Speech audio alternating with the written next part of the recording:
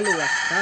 So ang tao gikinahanglan una dunay pagtuo sa ato ang Dios diya sa iyang kasing-kasing ug dunay pagsugid, dunay pagtawag gikan sa iyang baba.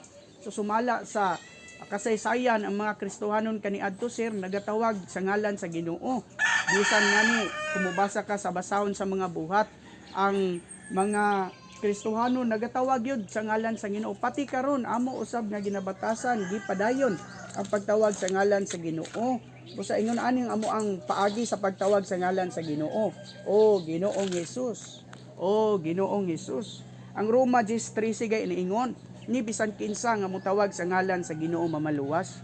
Sa karon sir hangyoon kanamo nga manawag ta sa ngalan sa Ginoo kanang gikan gayod sa kinasing-kasing.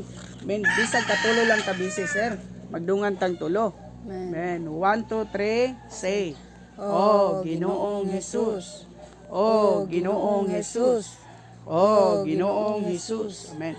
So salamat sa imong pagtawag kanamo. Din ay pagampo dinhi sir, nasayod may kabalo ka mo ampo, pero himuan ni nga kaugalingon nimo nga pagampo. Musabat ka, musuon, mo ni amo ang hangyo, hangyo nimo sa makausa. Amen. Ginoong Hesus.